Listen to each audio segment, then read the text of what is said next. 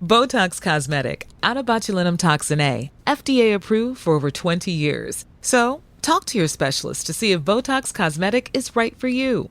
For full prescribing information, including boxed warning, visit BotoxCosmetic.com or call 877-351-0300. Remember to ask for Botox Cosmetic by name. To see for yourself and learn more, visit BotoxCosmetic.com. That's BotoxCosmetic.com. Ryan Reynolds here for Mint Mobile. You know, one of the perks about having 4 kids that you know about is actually getting a direct line to the big man up north. And this year, he wants you to know the best gift that you can give someone is the gift of Mint Mobile's unlimited wireless for $15 a month. Now, you don't even need to wrap it. Give it a try at mintmobile.com/switch. $45 upfront payment required, equivalent to $15 per month. New customers on first 3-month plan only. Taxes and fees extra. Speed slower above 40 gigabytes on unlimited. See mintmobile.com for details.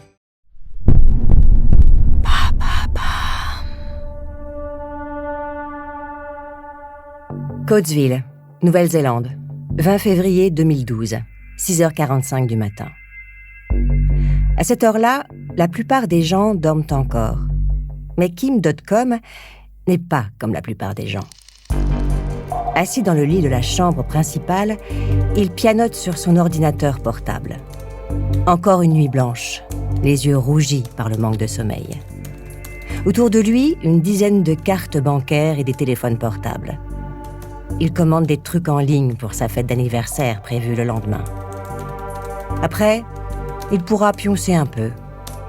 Par les fenêtres du manoir, les premières lueurs de l'aube dessinent des roues de lumière sur le parquet. C'est l'été dans l'hémisphère sud.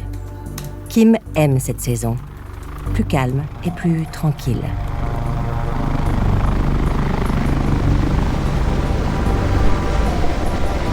Le premier hélicoptère se pose sur l'immense pelouse principale. Juste à côté, une sculpture de girafe grandeur nature. Le second hélicoptère fait de même, à côté d'une autre sculpture.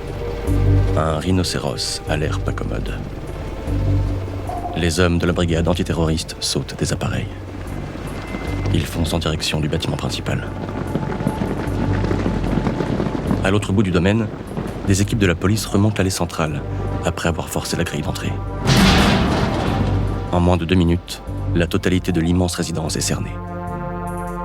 Wayne Tempero, le chef de la sécurité de .com, est mis au sol, les mains attachées dans le dos, par des bracelets en plastique. Parce qu'il est parano, .com a toujours su que ce moment viendrait. Il connaît la procédure d'urgence. Courir au fond de la chambre, déplacer l'armoire sur vérin, manœuvrer la porte blindée, replacer l'armoire, refermer la porte, enclencher le verrouillage électronique. Grimper les escaliers jusqu'à la panic room, attendre que Tempero vienne le délivrer. Problème numéro 1. Kim pèse 170 kilos. Il a le corps d'un poupon obèse. Problème numéro 2. Le stress le paralyse. Son cerveau se met en système shutdown. Quand les flics pénètrent dans la panic room, Kim est prostré derrière un pilier. C'est la chute du créateur de Mega Upload, le plus célèbre site de partage de fichiers pirates. C'est la fin d'un rêve libertaire, ou la fin d'une escroquerie à grande échelle, selon les points de vue.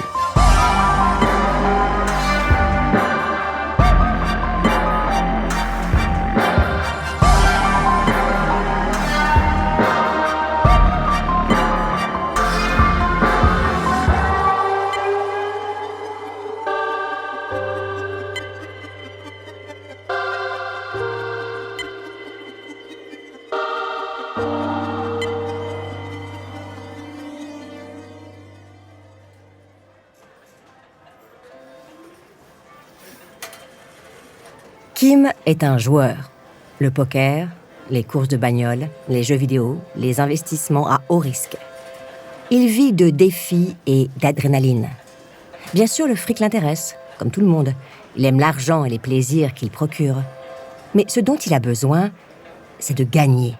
Il fait partie de ces hommes qui se voient comme des vainqueurs depuis qu'ils sont gamins. Selon l'état civil, Kim Schmitz naît le 21 janvier 1974 à Kiel, en Allemagne. Un endroit gris et moche sur les bords de la mer Baltique. Un endroit qui a pris cher pendant la Seconde Guerre mondiale. Les services sociaux connaissent bien la famille Schmitz. Le père, Helmut, est le loser classique. Il picole et cogne sa femme. Anneli Schmitz termine plusieurs fois aux urgences. Une lèvre explosée, des côtes cassées, ou un cocard de la taille d'un œuf d'autruche à l'œil. Avec l'aide d'une assistante sociale, Kim et sa mère s'installent dans un petit logement bon marché. Pendant un moment, Anneli songe à rentrer chez elle en Finlande. Mais elle ne connaît plus personne dans son pays d'origine. Et puis, Kim est un gosse sérieux. Il travaille bien en classe. Elle ne veut pas chambouler la vie de son fils. En fait, la vie de Kim bascule quand il a 11 ans. Un jour de 1985, il rentre chez lui après l'école. Il s'arrête devant un magasin d'informatique. Dans la vitrine, il aperçoit un Commodore C16, un ordinateur à moins de $100, moins de 300 Deutschmark de l'époque. Kim le veut, il en rêvait, il en a besoin, il le lui faut. Il tanne sa mère pendant des jours pour qu'elle lui offre cette folie. C'est la caverne d'Ali Baba qui s'ouvre alors devant les yeux de Kim Schmitz.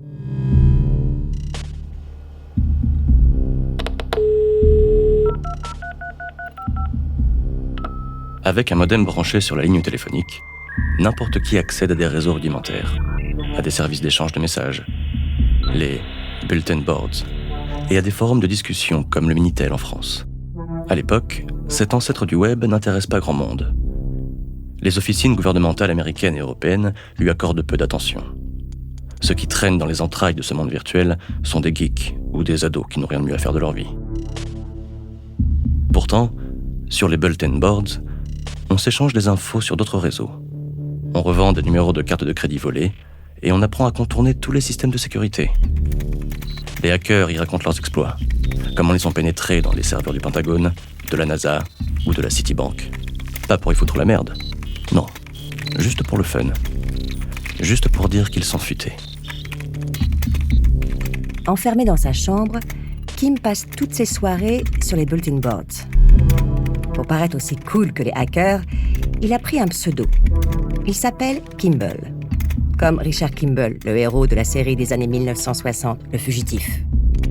Pendant la journée, Kim vit dans le monde réel, l'école, la cantine, les copains.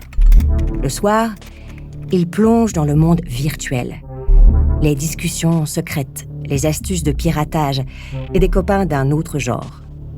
Son meilleur pote s'appelle Matthias Hortmann, alias Scuzzy. Personne ne sait ce que veut dire Scuzzy, mais on s'en fout. Ça claque, et c'est l'essentiel.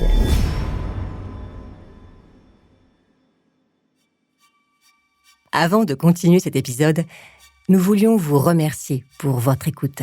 Si vous voulez continuer de nous soutenir, abonnez-vous à la chaîne Bababam Plus sur Apple Podcasts. Cela vous permettra une écoute en avant-première et sans interruption. Ou bien écoutez ce message de notre partenaire, sans qui ce podcast ne pourrait exister. Ne partez pas. On se retrouve tout de suite. Looking for a pickup truck to get just about anything done? Look no further.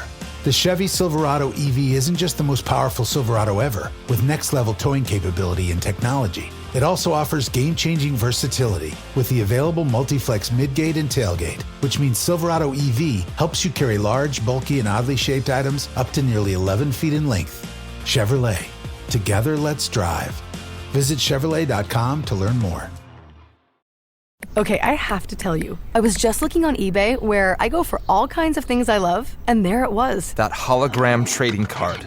One of the rarest, the last one I needed for my set. Shiny like the designer handbag of my dreams. One of a kind. eBay had it, and now everyone's asking, ooh, where'd you get your windshield wipers? eBay has all the parts that fit my car. No more annoying, just beautiful. Whatever you love, find it on eBay. eBay. Things people love.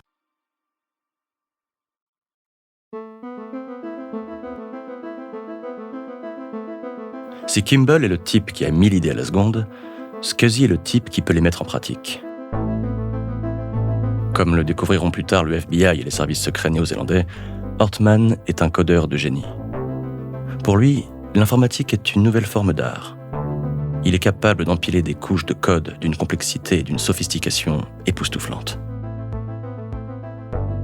Pendant 6 ans, jusqu'à leur rencontre dans la vraie vie en 1991 à Munich, Kim Schmitz et Matthias Ortmann se parlent par message, sans se voir. C'est ainsi qu'ils montent leur premier projet, un bulletin board baptisé The House of Coolness, la maison de la coolitude. Le principe est simple. Des utilisateurs du réseau se connectent à une console virtuelle gérée par un logiciel qui reproduit une fenêtre d'écran d'ordinateur. Là, ils peuvent uploader ou downloader des fichiers. En quelques semaines, la maison de la coolitude devient un repère de hackers et de pirates mettant à disposition des jeux vidéo craqués. Tout s'y échange, sans aucune restriction. Mais pas sans une surveillance discrète des éditeurs de jeux vidéo qui commencent à s'inquiéter de l'ampleur du phénomène. Ils s'inquiètent d'autant plus que les messages de Kimball laissent peu de doute sur sa manière de voir. Le jeune pirate se considère comme un chevalier de la liberté. Les hommes doivent reprendre les droits confisqués par les gouvernements. La seule règle que Schmitz et Ortmann imposent est de partager au moins autant que l'on consomme. En clair, le ratio entre download et upload doit être supérieur à 1.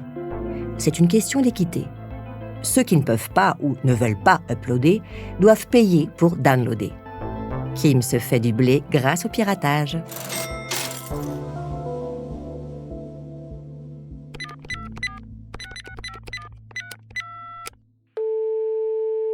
Allemagne, 1993.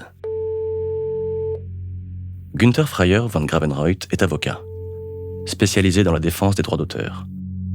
Günther a pris son temps avant de décrocher son téléphone et d'appeler Kim Schmitz, cet ado qui se prend pour le roi des réseaux numériques. Günther voulait être sûr que son message soit reçu fort et clair. Quand Kim décroche, un peu surpris, l'avocat lui explique ce qu'il attend de lui. Günther a besoin de Kimball. Poursuivre un ado en justice ne servira à rien. Le piratage, c'est comme l'hydre de Lerne. On coupe une tête, il y en a 2 qui repoussent. Non. Ce que veut Günther, c'est que Kimball bosse pour lui. Qu'il l'aide à choper les pirates les plus actifs, ceux qui partagent les fichiers les plus populaires. En échange, Kim reste en liberté, et peut-être même qu'il pourrait se faire un peu de fric s'il l'aide à capturer de gros poissons. D'accord ? Kim reste sonné pendant un moment. Il n'avait pas anticipé qu'il pouvait se fourrer dans de telles emmerdes. Sur le bulletin board, il écrit un message à Ortmann. « Ce que je veux, c'est profiter de la vie. On ne sait pas combien de temps on a à vivre. Il faut en profiter. » Ortmann est d'accord.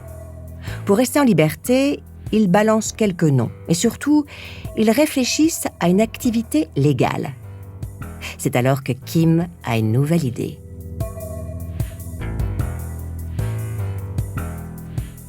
Allemagne, 1994.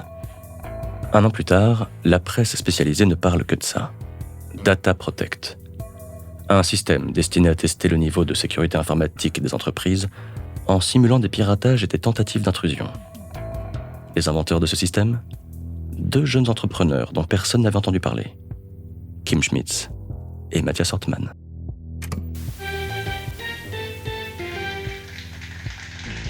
Les 2 Wunderkids sont invités sur le plateau de télévision.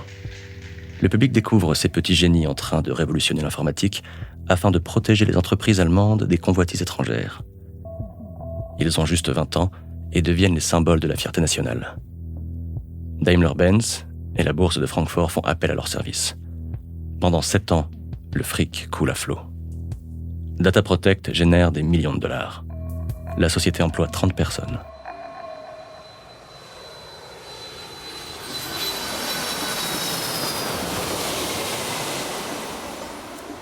Réveillon du Nouvel An 2000. Kim Schmitz, l'enfant timide, vit désormais comme un playboy. Il passe la soirée du 31 décembre sur un yacht dans les Caraïbes, entouré par des dizaines de copains et de jolies filles. Champagne, musique, eau turquoise et douceur des tropiques. Histoire de prolonger la fête du passage au nouveau millénaire, il embarque des potes dans son jet personnel. Pendant plusieurs jours, il voyage. Cuba, Brésil, Marrakech et retour.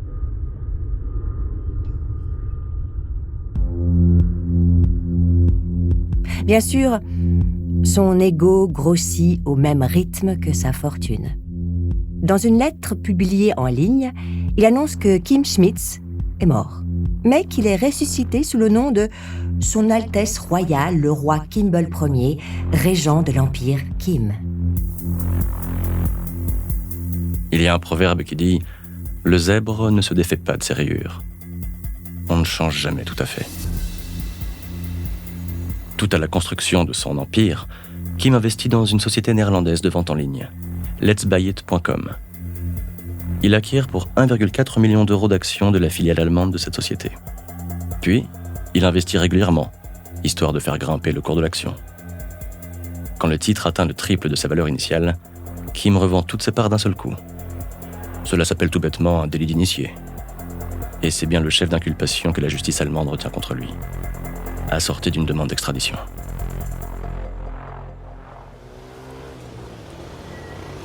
À ce moment-là, Sa Majesté Kimball passe des vacances en Thaïlande. Il profite du climat. Quand les flics thaïlandais débarquent au bord de la piscine où il sirote un cocktail local, Kim comprend qu'il n'a pas trop le choix. Gentiment, il se lève de son transat, s'essuie le visage avec sa serviette éponge et abandonne son verre sur la table basse. Kim est extradé vers l'Allemagne. D'abord, il essaie d'expliquer au juge qu'il n'a rien fait de mal. Son pognon a permis de sauver 120 emplois dans une entreprise qui courait à la faillite.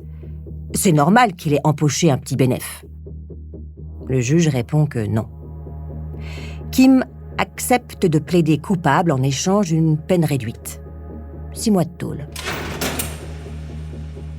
Malgré cette affaire gênante, Kim quitte la rubrique des faits divers pour reprendre sa place dans les pages People et les cahiers économiques de certains journaux. Il vit successivement en Finlande, en Australie, aux Philippines et à Hong Kong. Kim Kimball devient Kimvestor, le roi de l'investissement, invité des soirées branchées à Monaco.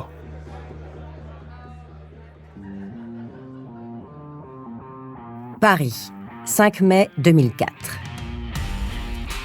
Kim Schmitz a toujours adoré les bagnoles, la vitesse, l'asphalte qui défile, les pneus qui crissent.